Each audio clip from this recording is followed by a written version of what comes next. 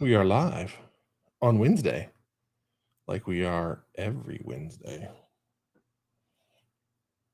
Today we're going to focus on leadership. Let me make sure that's clear to anyone that may be joining the stream unannounced or unknown, unplanned, even if you can believe it.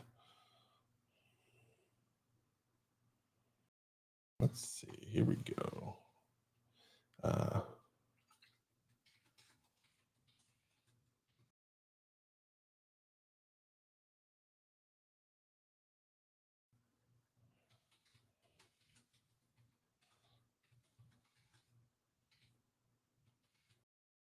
okay, there we go. We'll help everybody out.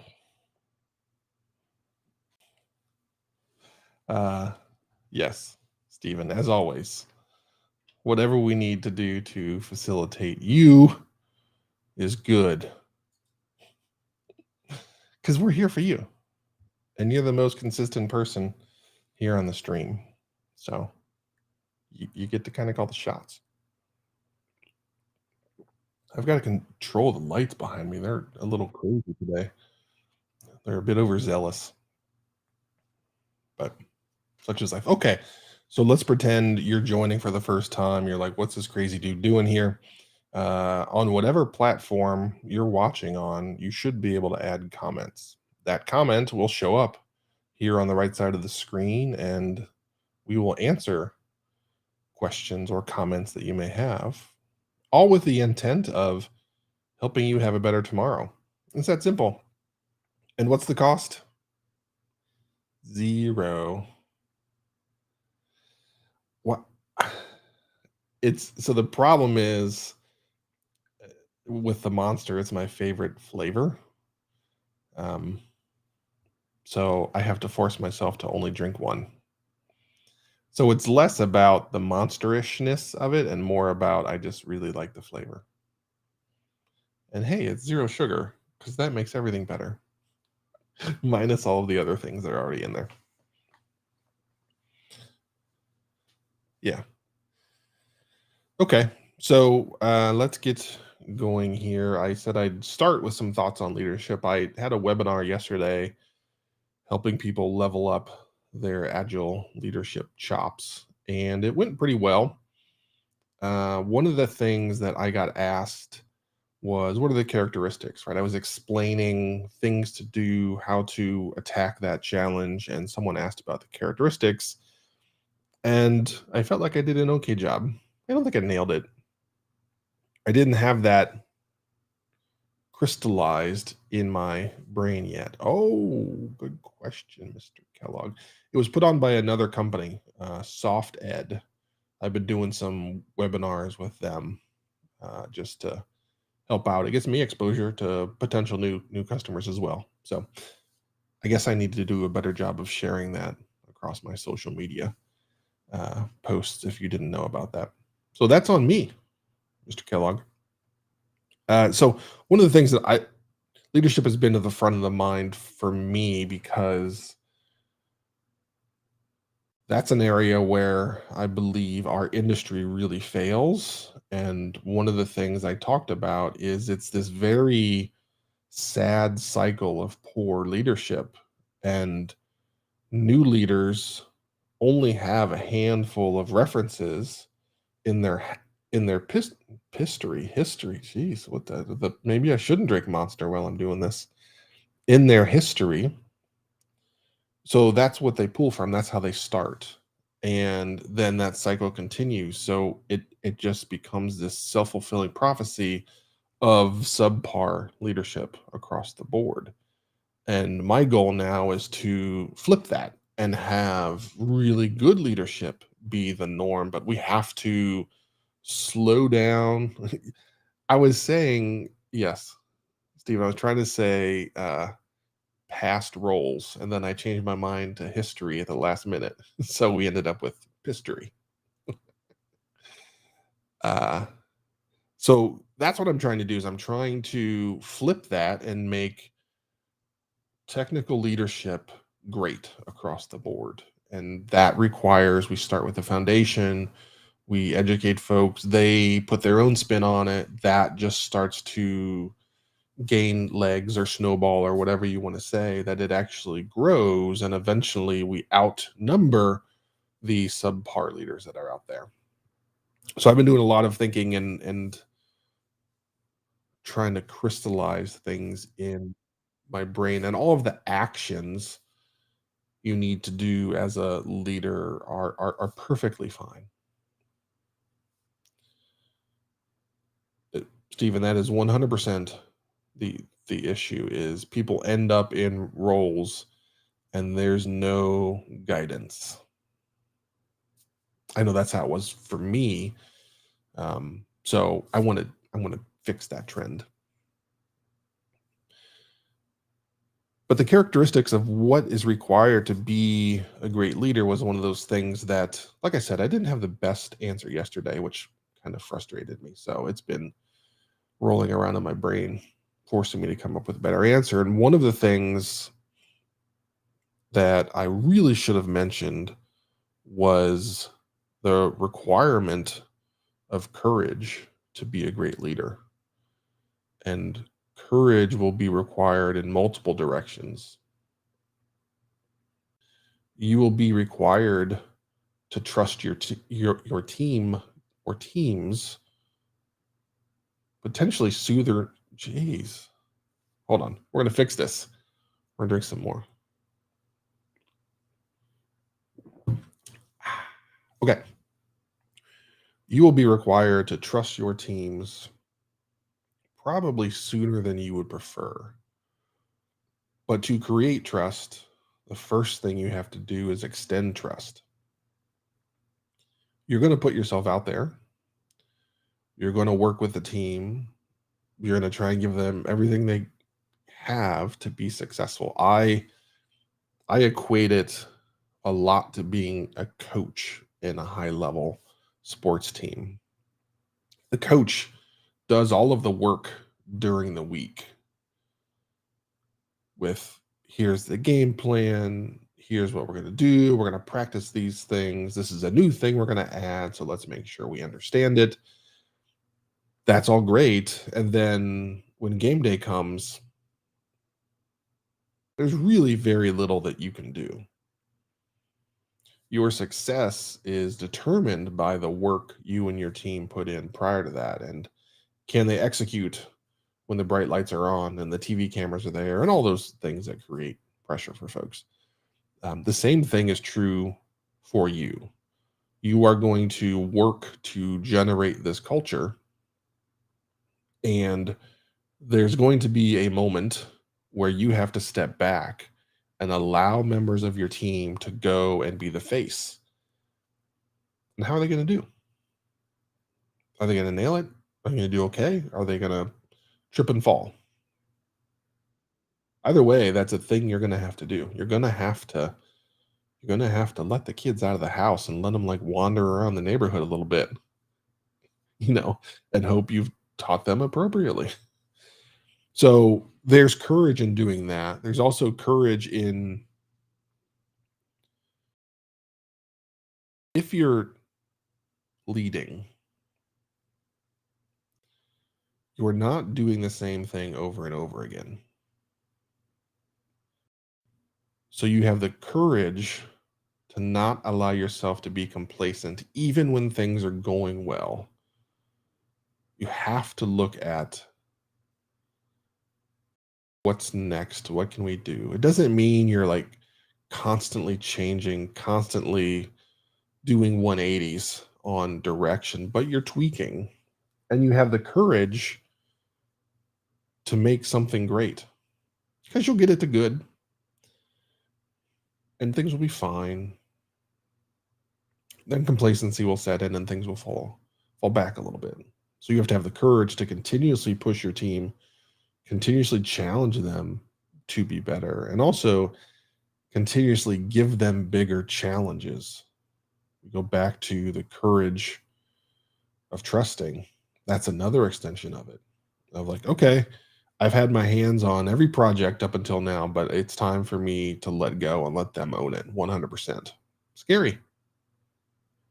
So that external courage is when you start doing things a little bit differently, or you get asked questions about what's going on, and do you have the courage and the backbone to say, "Yep, we're doing it this way, and I am 100% sure this is the best direction for us to go right now, and here's why." You answer that with confidence. It was like, "Oh, okay, cool." You just have to show that you have a handle and a mastery of your plan. It's quite simple. Well, quite simple. Let me retract that statement. It means there's minimal steps to do that, but actually executing on it is not simple. So that's my quick spiel. I've got other things to dig into on leadership, but most important thing for me is that we answer questions. So that means I need a sound for this, Stephen. Like somebody walking across the floor, that the floor is yours, or maybe a big orchestra hall with the conductor tapping their baton on the music stand. Well, I'm probably using all the wrong words. So yeah, so now's your time. Time to shine.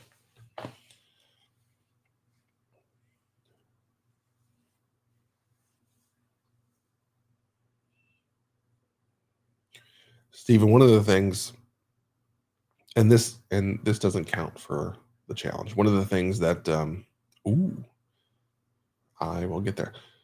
I have a good friend, Jessica Matthews, that it keeps challenging me to work different words into a podcast. Um, and she challenged me to use both the words jive and jibe appropriately in a podcast. I didn't know jibe was a word. Jibe with a B. B as in boy. So look that up. There's a difference, and most people screw it up, which means I have in the past. Okay, so mentoring. Good ways to mentor. It would be helpful to cover those. Asking questions, not just giving answers. Yep.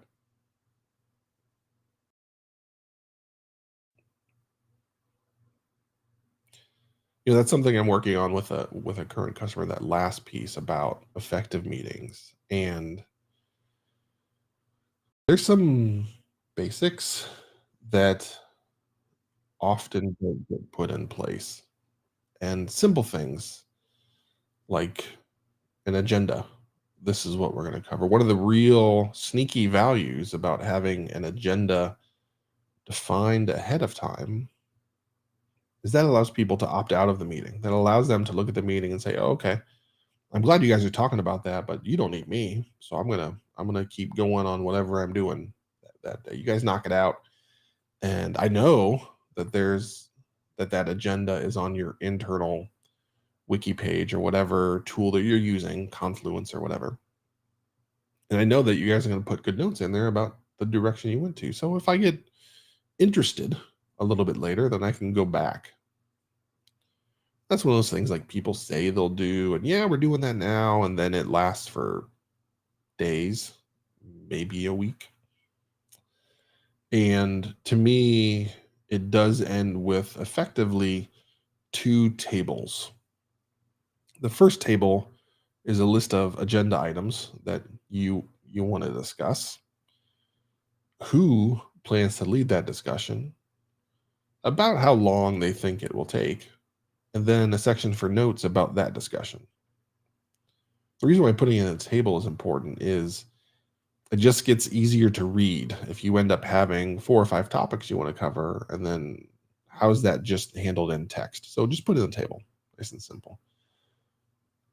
Then the table that Stephen mentioned about outcomes, actions, and that's where what I like to do is those notes up in the top that talks about the agenda item and then the outcome discussion or whatever actions they need to take, they link down to a table below that are the set of actions and the owners. Then the number one problem people have is those actions and owners stay on that page forever and they get forgotten. That's bad. So I make sure that whatever tool we're using to track tasks, I can always see, I can always present a list of open tasks that have not been closed so that we do not lose sight of it, because you'll move on to the next meeting the next week. And I've gone down this path of trying to copy the old tasks into the new page and do all that stuff. But then I learned just like, let's always visit the open task page before we start. That's always agenda item number one. And we look back at that and then, figure out what to do there.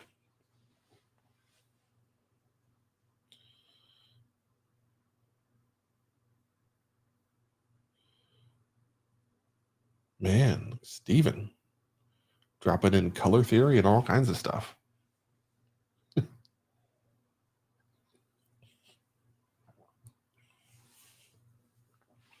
Daggone.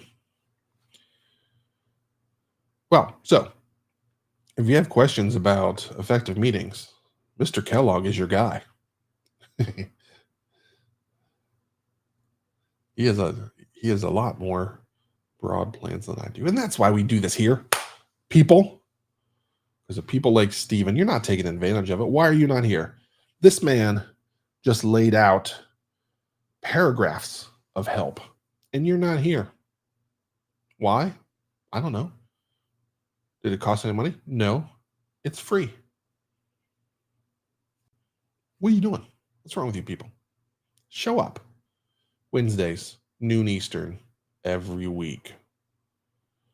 Learn from the legend that is Steven Kellogg, aka S. Kellogg 22. Yeah, do it. Going back to mentoring, that's going to be a social media post, right, Steven? Mentoring is, again, another one of those things that isn't done well enough in our industry. And it too requires courage. Oh yeah, I gotcha. I'm here. I'm like the Flavor Flav of Agile. Because he's the greatest hype man ever. Whoa, look at that guy. Speaking of legends, ladies and gentlemen, Stuart Eaves is in the building. Fellow legend.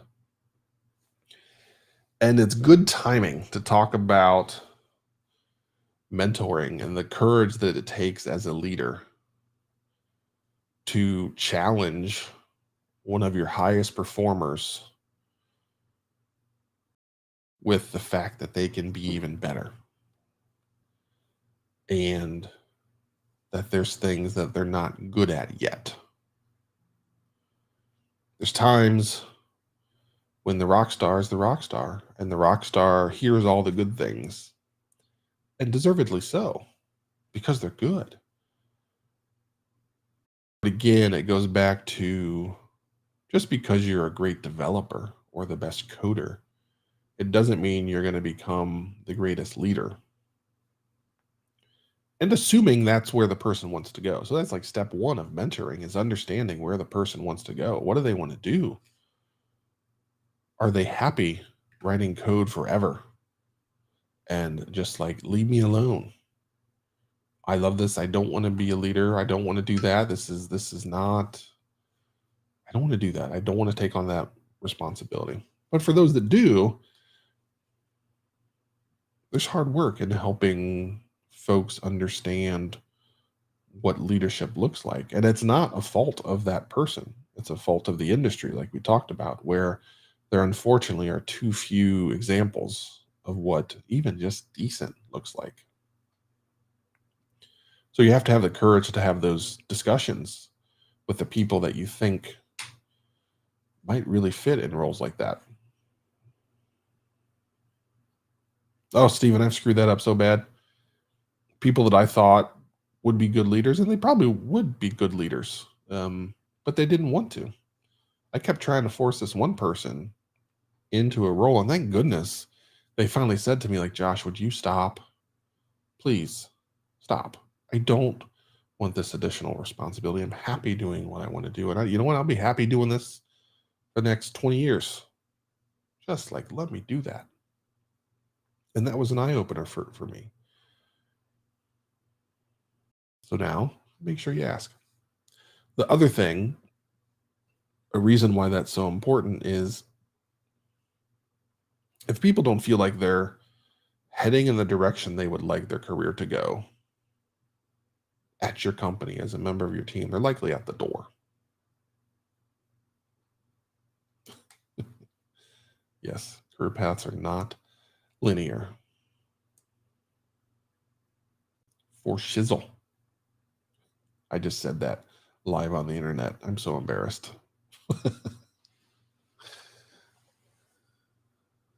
I'd like to erase that, but I can't. Yeah, that's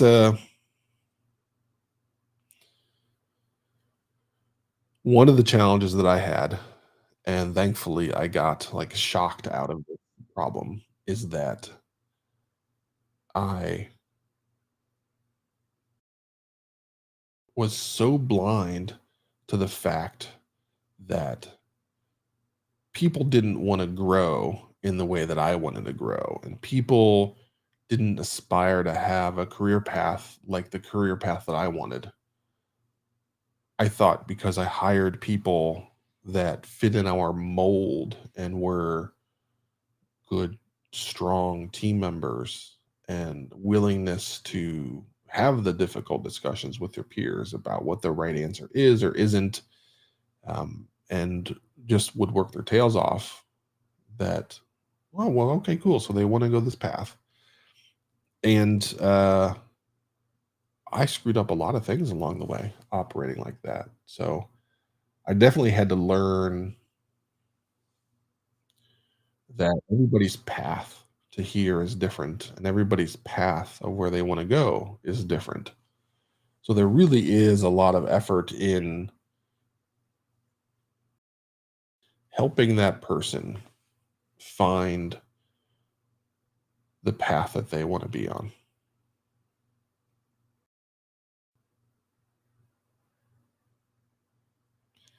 That's your job. Your job is not to define the path. You can provide thoughts, options, ideas, but it's not your job to decide what they do in their life. It's theirs. Sometimes people aren't used to that. Sometimes it's the first time they've ever had that feeling of, wait a minute, I can decide where I go, what I work on. I don't have to deliver on expectations that may have been set upon me by whatever force. Um, who knows what that is, right? But we all have that. So you might have to just help them discover that.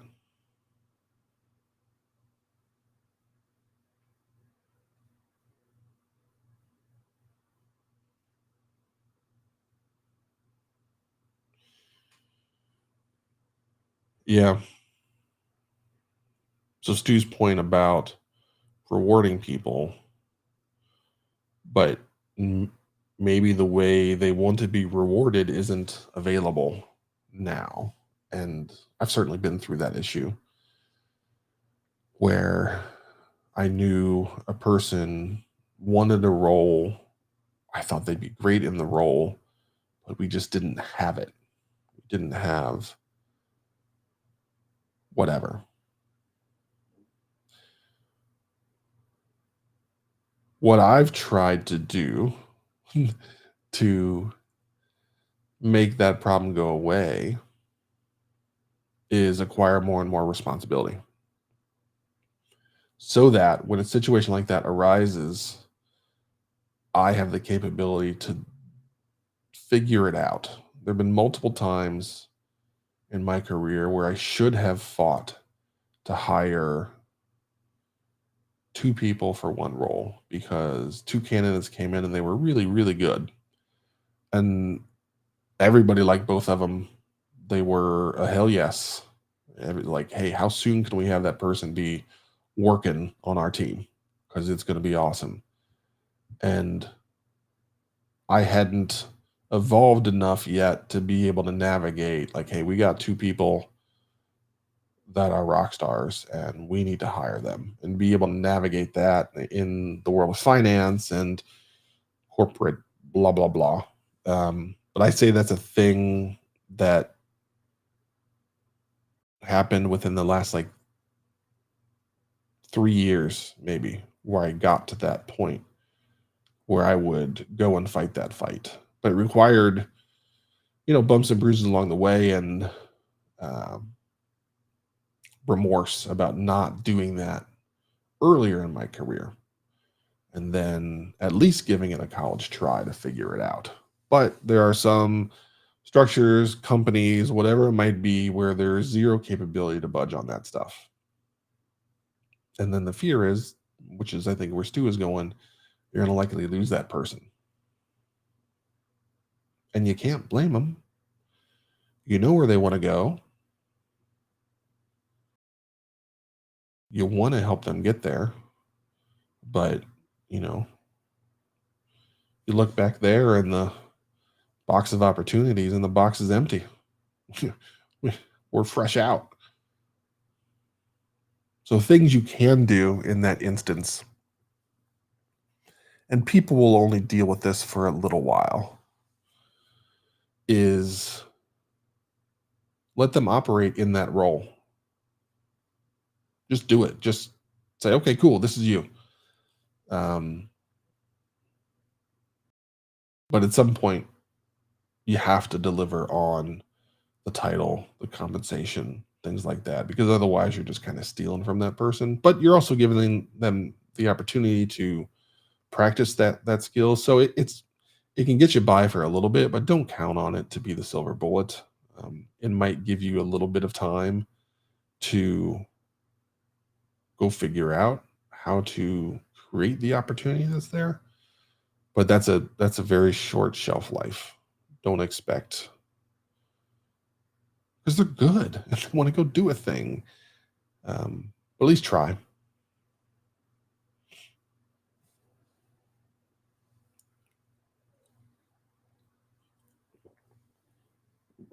Stephen, the number one area where I see that happen repeatedly is in product roles. The number of places that I've been where a person lands in a product role because they're smart and they know the business. So if they have those two things, they'll be a great product owner, or they'll be an amazing product manager. And that's just wrong. It's like it's not fair to that person. That's why I say it's wrong. It's not that person's wrong for the job. It's you've set them up to fail by asking them to do a thing they've never done. And I am pretty sure you don't offer them any training, support, mentoring, or anything like that. It's like, hey, go, read about it on the internet, watch a video. That's not cool. Messes up a lot of people's careers because they want to do a good job. They just don't know what good looks like. So don't do that to people. Be a good leader, not a jerky one. Set people up to destroy things, not and destroy in a good way. Uh, not fail. Don't make it harder on them. That doesn't help the situation. Well, gentlemen, I appreciate. Oh,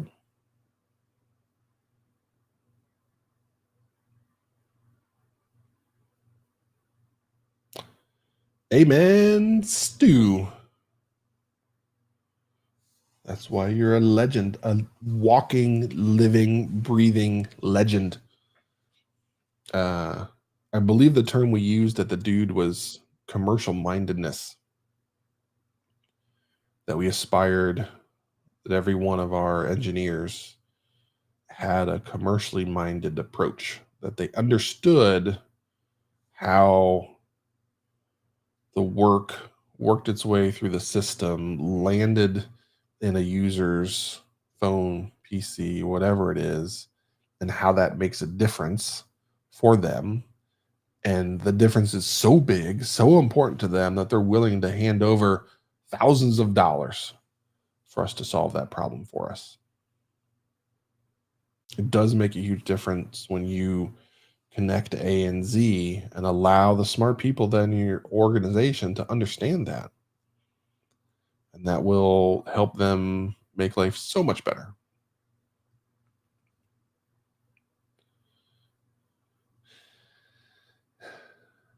So I agree with you, Stephen, that you can do that. The issue I have with that is that it ends up like the PO or PM role. That's the only thing that's given to a person. So they're thrown into this other department and you're asking them to piece together how all of that works. So that can be a piece of the solution that Stu was talking about, but not the whole one. So please, if you're watching this and you think that's a good idea, yes, it's a good idea, but only when paired with a clear understanding of how it all fits together, and do that before they go there, so that way they can really see it in action and be able to connect the dots. People like to take the easy way out, like, oh, just have them sit with sales. You should go do that. No, you shouldn't. It's a bad plan. You should, after you do these things, or after I help you understand these things. Don't be lazy.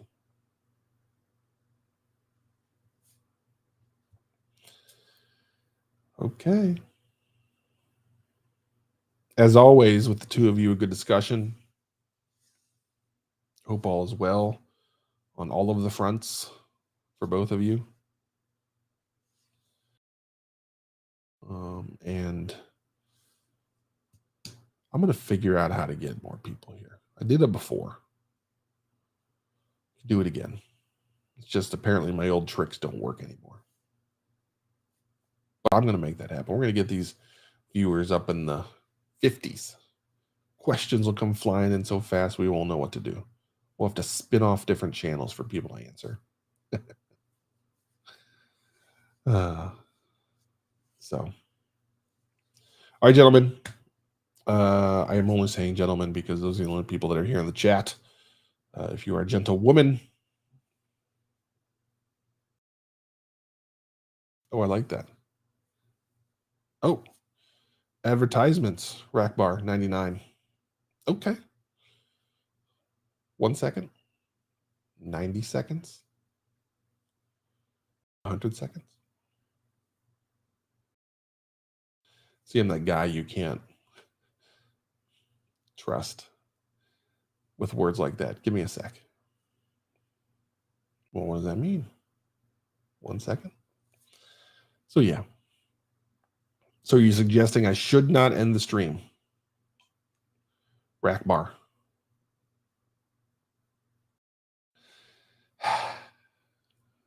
I have a doggy cam and I finally trained her to, I've got a bed under this desk and I've trained her to hang out there. So I've got an alternate camera that I'm going to put and face down. Yeah, rack bar, we're wrapping it up. But we'll do it again next Wednesday, noon Eastern. Same bat time, same bat channel. We'll be here.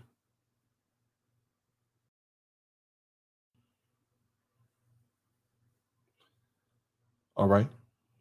Take care. It was a good discussion. Happy to have you. Thanks for jumping in, Rackbar. I can't say Rackbar without thinking of Admiral Akbar. Oh, thanks a bunch.